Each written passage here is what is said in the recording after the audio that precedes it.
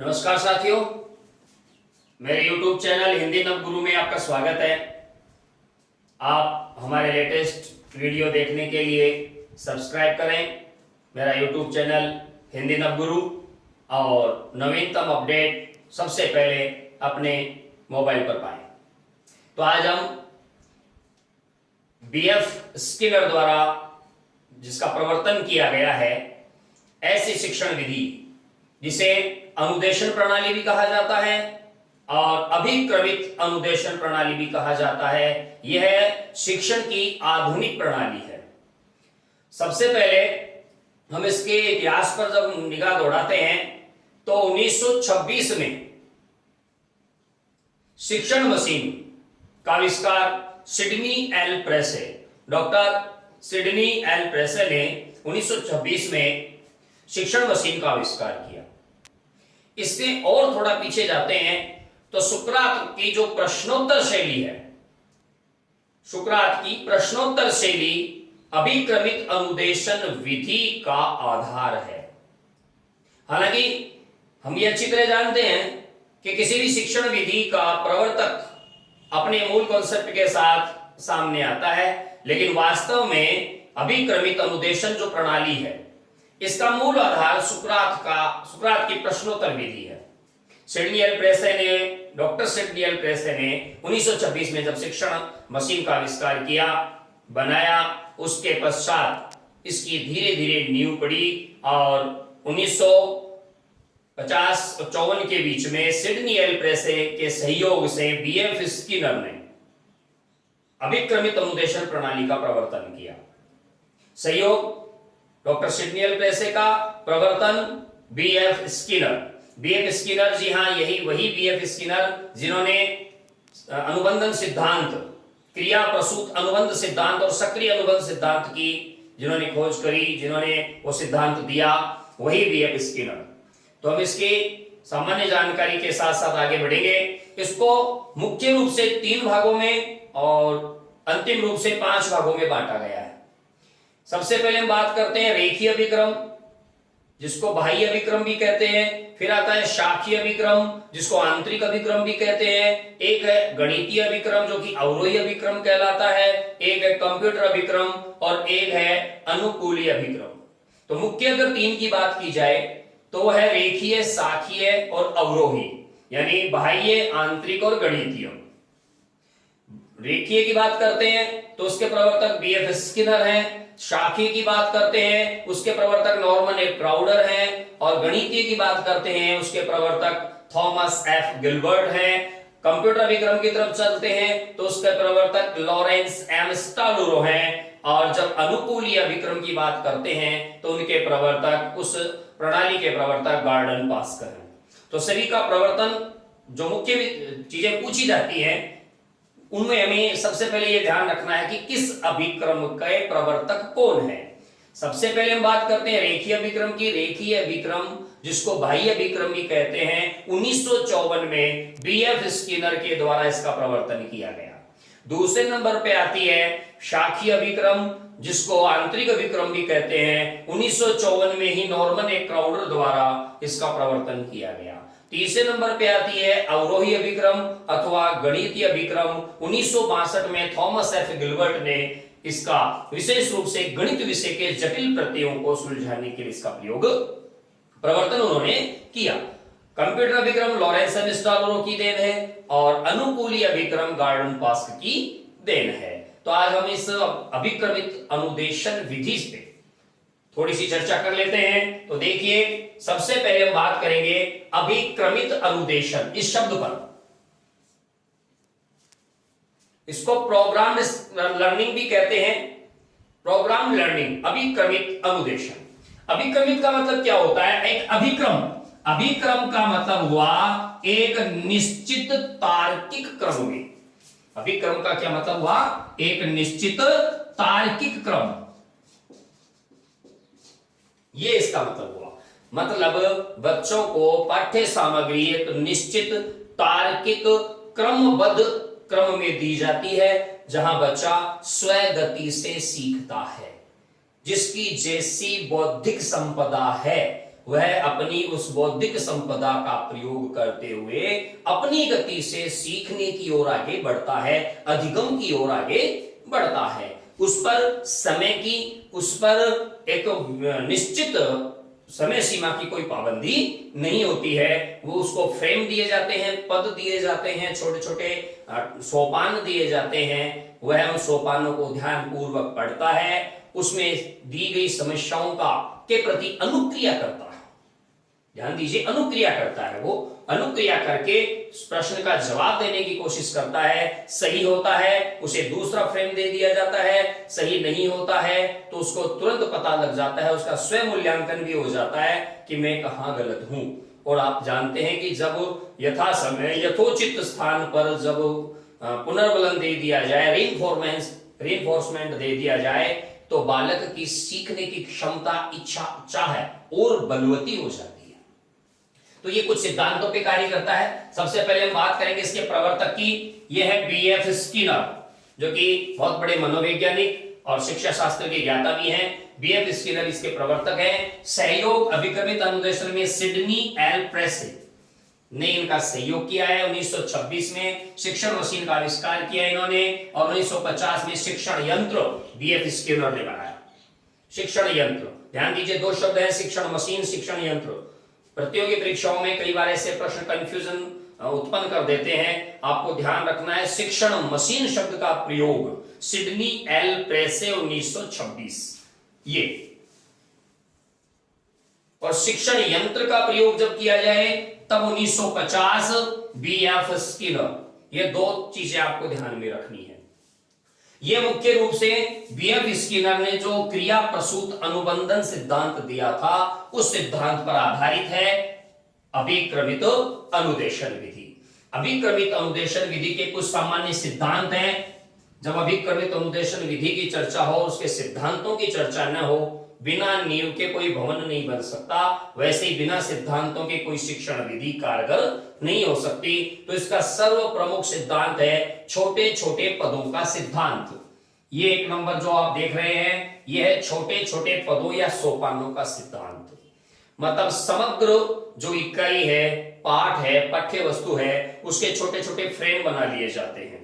Frame बनाकर उसमें आंतरिक प्रश्नमाला होती है, आंतरिक प्रश्नमाला होती है। बच्चा उस पूरे पद को ध्यान से पढ़ता है और उसके अंत में जो समस्याएं हैं, जो अभ्यास कार्य उसको दिया गया है, जो समस्याएं हैं, जो प्रश्न हैं, उनके वो उत्तर देता जाता है। जैसे जैसे उसको उत्तर देता है उसको शाबाशी मिलती है, अगला पद पकड़ा दिया जाता है तो उसको बल मिलता है, सीखने की इच्छा और ज्यादा बढ़ती है, चाह और बढ़ती है और वो आगे बढ़ जाता है। कहीं पर अगर वो गलती करता है, हालांकि क्रिया प्रसूत अनुबंधन सिद्धांत में गलती की संभावनाएं कम है, फिर भी गलती करता है तो वहीं पर उसका वो स्वयं मूल्यांकन कर लेता है और स्वयं मूल्यांकन करके अपनी कमियों का निदान करते हुए उनका उपचारात्मक रूप से दूसरा फ्रेम उसको दिया जाता है। फिर जब तक कि वह उस समस्या की पूर्ति नहीं कर लेता, उसे अगला फ्रेम नहीं दिया जाता है, बार बार उसी फ्रेम में अभ्यास कराया जाता है।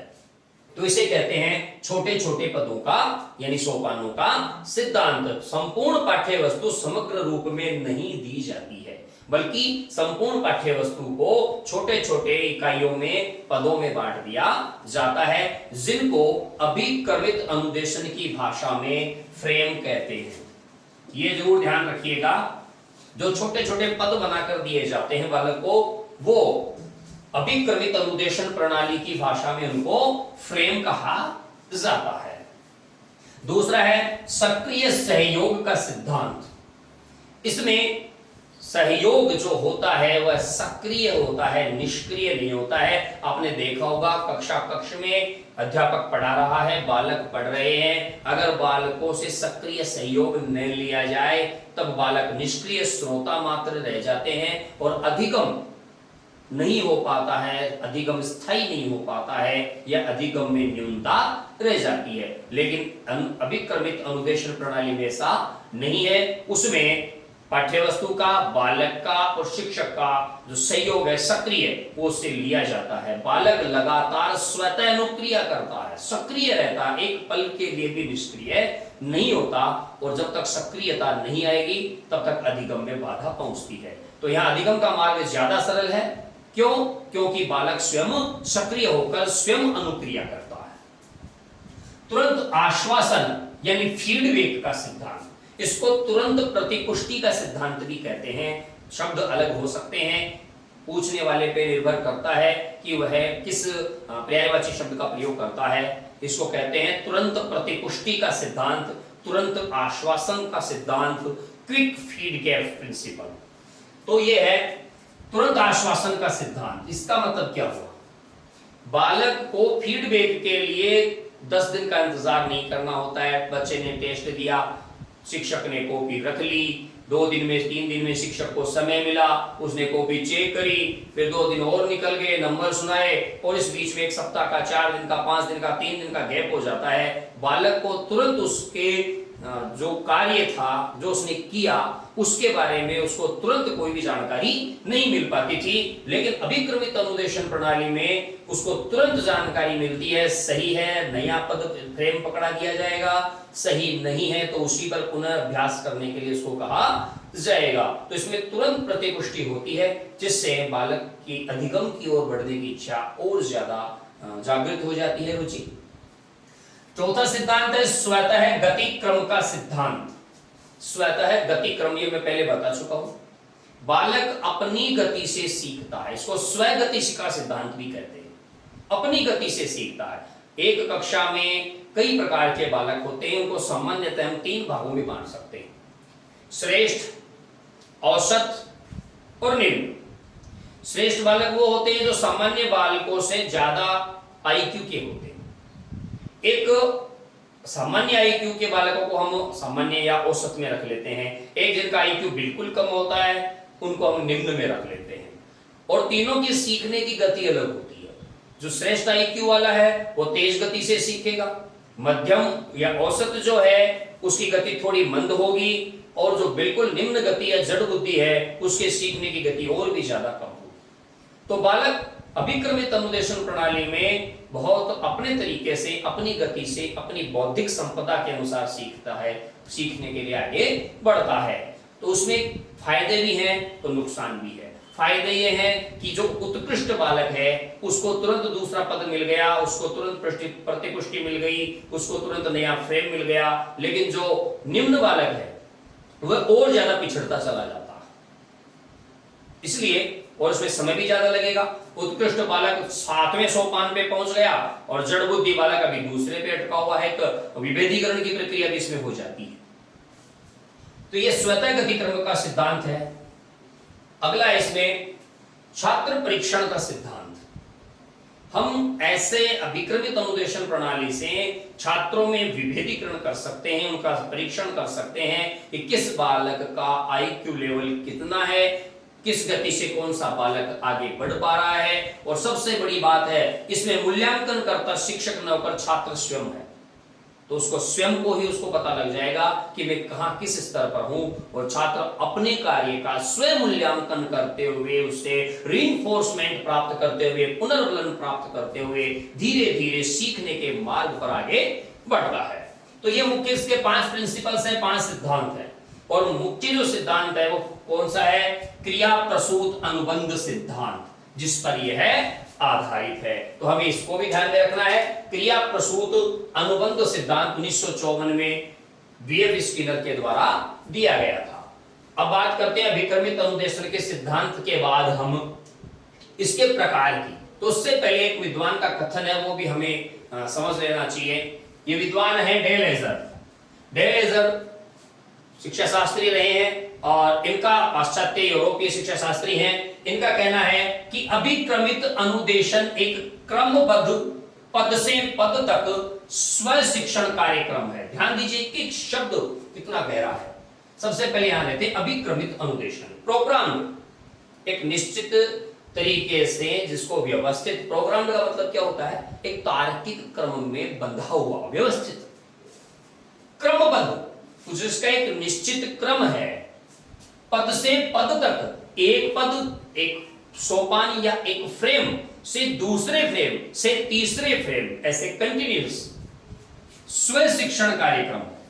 इसमें शिक्षण में शिक्षक केवल सहयोगी की भूमिका में रहता है, वह आपको पढ़ाता नहीं है, केवल आपको अनुदेश देता है। आप स्वयं पढ़ते हैं, स्वयं सीखते हैं। यह स्वयं सीखने के सिद्धांत भी पर भी आधारित है, तो स्व शिक्षण कार्यक्रम है। आपने पत्राचार का नाम सुना होगा, डिस्टेंस लर्निंग। इस लॉकडाउन के दौर में यही एकमात्र उपचार बचा है, सहारा बचा है, डिस्टेंस लर्निंग। तो डिस्टेंस लर्निंग पाठ्यक्रम में जो सिलेबस में जो प्रणाली अपनाई जाती है, वो प्रणाली अभिक्रमित अनुदेशन प्रणाली है। क्यों? क्योंकि वहां सिखाने के लिए आपके पास भौतिक रूप से शिक्षक न होकर वो पाठ्यक्रम ही आपके लिए शिक्षक है। उसको इस प्रकार से डिजाइन किया गया है, इस प्रकार से व्यवस्थित किया गया है कि एक पद, एक फ्रेम, एक इकाई, एक पाठ्य वस्तु का भाग हम पढ़ते हैं, उसके तुरंत बाद कुछ क्वेश्चंस आ जाते हैं, हम उनका आंसर करते हैं, फिर अगला उसी पाठ का अगला पाठ शुरू होता है। कुछ एनसीईआरटी की बुक्स में भी आपने देखा होगा, कक्षा 6 से 10 तक की किताबों में देखिएगा, जैसे साइंस की किताब है या सोशल साइंस की है, एक पाठ है 10 पन्नों में है, लेकिन जैसे ही एक पन्ना हुआ, एक पन्ने के तुरंत बाद 2, 4, 5 प्रश्न दे दिए गए, फिर दूसरा टॉपिक चल गया एक ही पाठ का। तो ये क्या है? अभिक्रमित एक व्यवस्थित स्व शिक्षण कार्यक्रम है, जो पूर्व निर्धारित व्यवहार के, क्योंकि शिक्षण का कोई भी कार्य बिना व्यवहारगत परिवर्तन के नहीं होता, तो पूर्व निर्धारित हमें सब कुछ पहले से निर्धारित करना होता है। व्यवहार के अधिगम को सुनिश्चित करता है। अधिगम क्या है? शिक्षक का उद्देश्य क्या है? अपेक्षित व्यवहारगत परिवर्तन, उसको ये सुनिश्चित करता है, स्थायी करता है। तो ये किनका कथन है? डेल एजर का, जिसको एक एक शब्द मैंने आपको समझाने की चेष्टा करी है। अब हम जब इसके क्रम की बात करते हैं तो देखिए मैंने यहाँ पे लिखे हैं, सबसे पहले बात करते हैं रेखीय विक्रम की। इसको मूल रूप से 3 भागों में और कुल 5 भागों में बांटा गया है, रेखीय, साकीय, गणितीय, कंप्यूटर और अनुकूलीय। तो यह बात होगी रेखीय यानी बाह्य विक्रम की। बाह्य विक्रम यानी रेखीय विक्रम के प्रवर्तक है बीएफ स्किनर। बीएफ स्किनर ने 1954 में रेखीय विक्रम का विकास किया। रेखीय विक्रम में देखिए कुछ चीजें हैं जो हमें समझनी आवश्यक है और परीक्षाओं में इनसे संबंधित प्रश्न पूछे जाते हैं। सबसे पहले ये क्रमानुसार है। ये मैंने इसलिए चार्ट बनाया है ताकि कई बार कुछ चीजें ऐसी होती है, दोनों में अंतर करना हमारे लिए मुश्किल हो जाता है, और जब दोनों चीजें सामने रखी हुई हो तब हमें आसानी से अंतर कर सकते हैं। तो देखिए रेखीय विक्रम में क्रमानुसार पद व्यवस्थित होते हैं। पद क्रमानुसार व्यवस्थित होते हैं, यानी जब तक एक पद पूर्ण नहीं हो जाता तब तक आपको दूसरा पद नहीं मिलता है। प्रत्येक समस्या से आपको गुजरना होता है, अनिवार्य है। उसमें जितनी समस्याएं हैं उतनी समस्याओं से आपको गुजरना होगा, वो अनिवार्य है। जब तक आप उन समस्याओं का समाधान नहीं कर लेते, उनका उपचारात्मक शिक्षण नहीं कर लेते, निदानात्मक परीक्षण नहीं कर लेते, तब तक आपको अगले चरण की ओर नहीं जाने दिया जाता। क्रमबद्ध है, क्रमबद्ध होता है, हर पद क्रमबद्ध है। पूर्व ज्ञान मजबूत हो, यह इसके लिए आवश्यक है, क्योंकि रेखीय विक्रम में आपको बैकफुट पे जाने की इजाजत नहीं है। आप बैकफुट पे नहीं जा सकते। शाखीय विक्रम में आप बैकफुट पे जा सकते हैं, लेकिन रेखीय विक्रम में आप बैकफुट पे नहीं जा सकते, पीछे मुड़कर दूसरे पहले वाले फ्रेम में नहीं जा सकते। आपको उस फ्रेम को पूरी तरह क्लियर करके ही आगे बढ़ना होगा। यह रेखीय विक्रम की विशेषता है। शाखीय विक्रम में आप अगला फ्रेम चुन सकते हैं और ऐसी स्थिति होने पर आपको वापस बैक भी आना पड़ सकता है। आवश्यकता अनुसार किसी एक पद का चयन आप इसमें कर सकते हैं, किसी एक पद का चयन आप कर सकते हैं। पत्राचार पाठ्यक्रम हेतु ये उपयोगी है। जैसे कि मैंने थोड़ी देर पहले बताया था कि डिस्टेंस लर्निंग के लिए ये बहुत ही उम्दा तकनीक है। भूल की संभावना लगभग इसमें समाप्त है। भूल कहां से होगी? पूरे पाठ को छोटे छोटे भागों में विभाजित कर दिया, उसके छोटे छोटे फ्रेम बना दिए, उस फ्रेम के भी आपको आंतरिक प्रश्न दे दिए गए, और रेखीय विक्रम में जो प्रश्न होते हैं अमूमन रिक्त स्थान वाले होते हैं। तो रिक्त स्थान वाले प्रश्न होना, और सबसे बड़ी बात है कि छोटे छोटे पदों में होना, तो भूल की संभावना इसमें शून्य के लगभग ही है।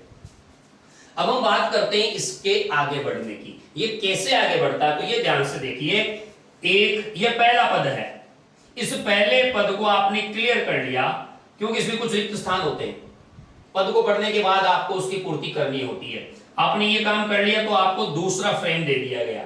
दूसरे फ्रेम में जो रिक्त स्थान, जो समस्या है, इसको हम समस्या समझ सकते हैं कि जो समस्या है उसका आपने समाधान कर लिया तो आपको तीसरा पद दिया जाएगा। फिर ऐसे ही फिर वापस वही प्रश्न समस्या अभ्यास वो पूर्ण कर लिया आपने तो आपको चौथा पद दिया जाएगा। इसकी समस्याओं का समाधान कर लिया, पांचवा पद दिया जाएगा। लेकिन हम थोड़ा सा वापस रिवर्स गियर में चलते हैं। आप मानिए कि पहले पद में थे, पहले पद में आपको 4 प्रश्न जो दिए गए उनमें से आपसे एक प्रश्न का उत्तर सही नहीं हो पाया, तो आपको क्या दूसरा पद मिलेगा? नहीं मिलेगा। आपको उस समस्या का समाधान ढूंढकर ही आगे बढ़ना होगा।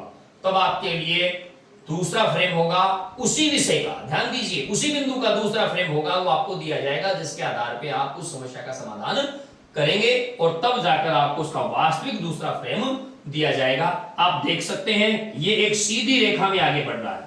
एक सीधी रेखा में आगे बढ़ने के कारण ही इसको रेखीय अभिक्रम की संज्ञा दी गई है।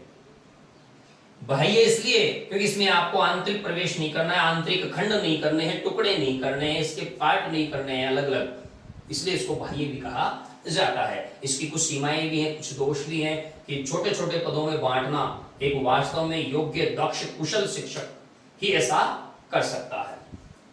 दूसरा है शाखीय अभिक्रम। 1954 में नॉर्मन ए क्राउडर, 1954 में नॉर्मन ए क्राउडर ने इसका प्रवर्तन किया। इसको शाखीय अभिक्रम भी कहते हैं और इसको आंतरिक अभिक्रम भी कहते हैं। इसमें अब आप इसको देखिए, रेखीय से इसकी कंपैरिजन कीजिए, तुलना कीजिए। रेखीय कहता है कि क्रमानुसार हैं प्रत्येक पद, लेकिन यहां पर क्या है, पद बिखरे हुए हैं, क्रमानुसार नहीं है, पद बिखरे हुए हैं। यह कहता है कि प्रत्येक समस्या से गुजरना अनिवार्य है, यह कहता है शाखीय अभिक्रम में प्रत्येक समस्या से गुजरना अनिवार्य नहीं है। इसमें ज्ञान क्रमबद्ध होता है, हम सिर्फ पूर्व ज्ञान की मजबूती के आधार पे आगे बढ़ सकते हैं, पीछे नहीं जा सकते हैं। इसमें आपको पीछे के सोपान पर भी जाना पड़ सकता है, पीछे वाले फ्रेम पर भी जाना पड़ सकता है, क्योंकि एक शाखा की तरह एक सोपान दूसरे से इस प्रकार से इंटरकनेक्ट होता है कि कई बार आगे वाले सोपान को जानने के लिए आपको बैक होना पड़ सकता है। एक सोपान के सम्मुख 2 शाखाएं भी हो सकती है, एक सोपान के सम्मुख 2 शाखाएं, जैसे मान लीजिए ये ए सोपान है, इसके सामने आपको बी और सी सीधे न देकर इस प्रकार से दी जाएगी। अगर आपने ए हल किया है, कुछ कमियां कुछ न्यूनताएं रह गई, तो आपको उसका पूरक दिया जाएगा जिसका नाम होगा बी। अगर आप इसमें भी कुछ कमी रख देते हैं तो आपको इसका पूरक दिया जाएगा सी, और इस प्रकार से फिर आपको आगे वाला जो फ्रेम है वो दिया जाता है। तो इसमें एक से अधिक सोपान भी हो सकते हैं, एक से अधिक सोपान भी हो सकते हैं। विभिन्न समस्याओं का उत्तर, इसमें एक समस्या नहीं है, सबसे बड़ी बात रेखीय में ये थी कि आपको एक समस्या मिलती है, यहां पर एक समस्या नहीं है, विभिन्न समस्याएं हैं, उनका उत्तर आपको ढूंढना होता है। मुख्य फ्रेम प्लस उपचारात्मक फ्रेम, जैसे कि मैंने बताया ये मुख्य फ्रेम है, फिर हमने कमियां की, निदान किया गया, पता लगाया गया, पता लगाने के बाद हमने पूरक फ्रेम का निर्माण किया जिसको उपचारात्मक फ्रेम है कहा गया। इसमें फिर इसने गलतियां कर दी, फिर हमने उसका फिर से निदान यानी पता लगाया क्या कारण रहा, फिर द्वितीय पूरक फ्रेम का निर्माण किया। तो इसमें क्या होता है कि मुख्य फ्रेम के साथ उपचारात्मक फ्रेम भी होते हैं, यानी इसके शाखाएं विभाजित हो गई, ये मुख्य थी और ये इसकी शाखाएं, ऐसी स्थिति होने के कारण इसको शाखीय अभिक्रम कहा गया। बहुवैकल्पिक प्रश्नों का प्रयोग, यहां हमने देखा कि रिक्त स्थान था और यहां पर क्या है, बहुवैकल्पिक प्रश्नों का प्रयोग किया गया है। तो ये है शाखीय अभिक्रम। इसमें भी समस्या जो मुख्य आती है, इसमें समय भी ज्यादा लगता है और एक योग्य दक्ष कुशल जो शिक्षक होता है उसका अभाव भी है और मेहनत भी ज्यादा लगती है, बहुत सारी इसकी कमियां भी हैं, लेकिन सीखने के लिए बहुत ही उत्तम विधि है। तीसरी की बात करते हैं तो अवरोही या गणितीय अभिक्रम, थॉमस एफ गिलबर्ट ने 1962 में इसका प्रवर्तन किया। इसको अवरोही विक्रम भी कहते हैं, इसको मैथमेटिकल प्रोग्राम भी कहते हैं, यानी गणितीय विक्रम भी कहते हैं। थॉमस एफ गिलबर्ट ने इसका प्रवर्तन किया और विशेष रूप से गणित विषय की जटिलताओं के विभिन्न प्रत्ययों को जानने समझने के लिए इसका प्रयोग किया गया था। गणित विषय के प्रत्ययों के लिए जो जटिल थे। अब देखिए इसकी मुख्य जो सिद्धांत है वो यह है कि एक चीज को आप समझिएगा, जटिल व्यवहार समूह है विश्लेषण, जटिल व्यवहार समूहों का विश्लेषण करना एवं पुनर्निर्माण के लिए पुनर्बलन के सिद्धांत का व्यवस्थित प्रयोग है गणितीय विक्रम। जटिल व्यवहार समूह के विश्लेषण के लिए, पुनर्निर्माण के लिए पुनर्बलन, क्योंकि बिना पुनर्बलन के पुनर्निर्माण नहीं होगा, रीइंफोर्समेंट तो आपको करना ही होगा, और उसके सिद्धांतों का एक व्यवस्थित प्रयोग इसमें किया गया है। और इसमें 3 चीजें मुख्य हैं, इस 3 चीजों को आपको स्मरण रखना होगा, प्रदर्शन, अनुबोध और अनुक्रिया। प्रदर्शन, अनुबोध, अनुक्रिया। सामने प्रदर्शन होगा, बालक अनुबोध करेगा, उसको जानने की चेष्टा करेगा और उस पर अपनी अनुक्रिया, प्रतिक्रिया जो भी है वो करेगा। अधिगम की इकाई जो है वो समस्या या अभ्यास है। इसमें मूल इसमें क्या है, समस्या या अभ्यास। इसमें अभ्यास का सिद्धांत ज्यादा है, अभ्यास ज्यादा से ज्यादा है। विभेदीकरण, छांटना, वर्गीकरण करना, सामान्यीकरण, आत्मसात करना एवं श्रृंखला अधिगम, बहुत सारी चीजों को जानना, इसके लिए गणितीय विक्रम का, अवरोही विक्रम का प्रयोग किया जाता है। यह सक्रिय अनुबंध सिद्धांत पर आधारित है, इसमें सक्रियता अनिवार्य है। चौथे नंबर पे आ जाता है कंप्यूटर विक्रम। कंप्यूटर विक्रम के प्रवर्तक है लॉरेंस एंड स्टालुरो। लॉरेंस एंड स्टालुरो ने कंप्यूटर विक्रम का प्रवर्तन किया। यानी ये जैसे एक छोटे छोटे पद हमने यहाँ पर ऑफलाइन तैयार किए, कागज पे तैयार किए, वैसे ही छोटे छोटे पद यहाँ पर मशीन में तैयार हैं, जिसको हम कंप्यूटर कहते हैं। संगणक का विक्रम भी कहते हैं इसको। तो कंप्यूटर विक्रम यानी संगणक का विक्रम। कंप्यूटर में एक व्यवस्थित प्रोग्राम है। आप बच्चे ने पाठ शुरू किया, पढ़ा, प्रश्नों के उत्तर दिए, सही उत्तर होने पर आगे बढ़ जाएंगे, गलत उत्तर होने पर बीप बीप बीप की आवाज आएगी। इसका मतलब है कि आपको यहाँ रुकना है और उसको पुनः देखना है, चेक करना है, उसके पश्चात पुनः उत्तर देना है। उसको पार करने के बाद हरी झंडी मिलने पर, ग्रीन सिग्नल मिलने पर ही आप आगे बढ़ सकते हैं। यानी ये इन अभिक्रमों का कंप्यूटरीकृत रूप है। इसमें ड्रिल और अभ्यास मुख्य है। ट्यूटोरियल, यह शब्द आया है ट्यूटोरियल। ट्यूटोरियल का मतलब क्या होता है? विक्रम में ट्यूटोरियल ही है। जैसे आपने देखा होगा जब कोई किसी सिद्धांत की प्रणाली समझाई जाती है तो उसकी एक वीडियो के माध्यम से एक वो डेमो दिया जाता है, जिसको आजकल हम डेमो कह सकते हैं। या क्लास में कोई नया टीचर आता है तो बच्चों के सामने खड़ा कर देते हैं उसको, वे पढ़ाओ, डेमो दो, वो डेमो है, ट्यूटोरियल है। प्रश्नोत्तर है इसमें, जैसा कि मैं पहले भी बता चुका हूं, सुकरात के प्रश्नोत्तर विधि इसका मूल आधार है। निदानात्मक परीक्षण इसमें किया जाता है। फिर आता है बात अनुकूलीय विक्रम की। गॉर्डन पास्क इसके प्रवर्तक हैं और इसमें मशीन का प्रयोग किया जाता है, न कि कंप्यूटर का, जो इन सबका मिला जुला सा रूप है। तो ये थी अभिक्रमित अनुदेशन विधि, जिसमें शिक्षण को छोटे छोटे पदों में बांटकर, फ्रेम्स में बांटकर पढ़ाया जाता है। इसमें शिक्षक की भूमिका केवल फ्रेम तैयार करने तक या पूरक फ्रेम तैयार करने तक ही रहती है।